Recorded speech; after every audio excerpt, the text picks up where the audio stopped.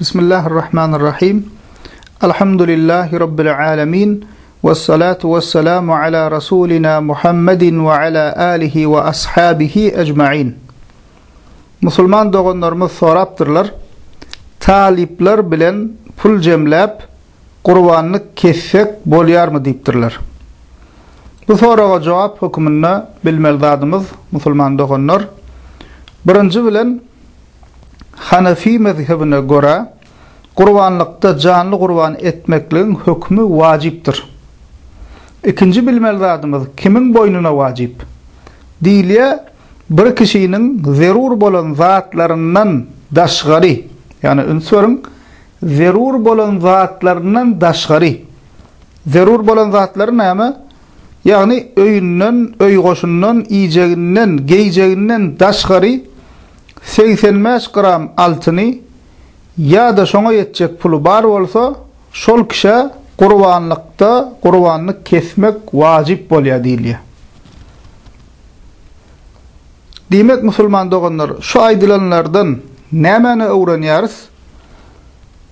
Eger bir kişi zerur zatlarından daşgary 85 gram altyna ya da şoňa ýetjek pulu eýe bolmasa, ol kişi canlı kurban etmeklik boynuna düşmeye. Bu birincisi. İkinci ýagdaý, koyun ýaly kiçi canlıda şärik bolmak bolmaya. Misal üçin, iki kişi bir koyun alıp kurbanlık edel diýseler, ýarsyn sen töle, ýarsyn men töläýin diýse, ol kurbanlyk yerine geçmeye. Çünkü musulman doğanlar şeriatda sığır ve düýe ýaly uly canlyda 7 kişi açanly şärik bolmaga ruhsat berilýär. Emma koyun ýa-da geçini bir kişi kurban etmeliler. Koyunna geçide şäriklige ruhsat berilmeýär. Diýmek musulman doğanlar ýagdaý bolmayan kişi talip bolsun ýa-da başgasy bolsun kurbanlyk düşmeýär. Düşäýen ýagdaýynda da kiçi canlyda pul goşup şärik bolmak bolmaýar. Kurbanlykda şärik bolmak diňe musulman doganlar uly canlyda ruhsat berilýär. Emma bir talip diýse, okaýanam, işleýänem, sowda edýän, asl zerur bolan zatlarymdan daşgary 85 gram altyn ýa-da şoňa ýetjek pulum bar diýse, onuň boynuna musulman doganlar kurbanlyk wajip bolýar. Ya bir koyun ya geçi kurban etmeli ya da boynuna kurbanlık düşýän kişiler bilen şärik bolup uly canlyny kurban etmeli.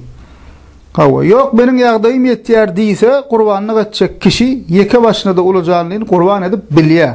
Uly canlyda hukman şärik bolmaly diýen şerti ýok musulman doganlar.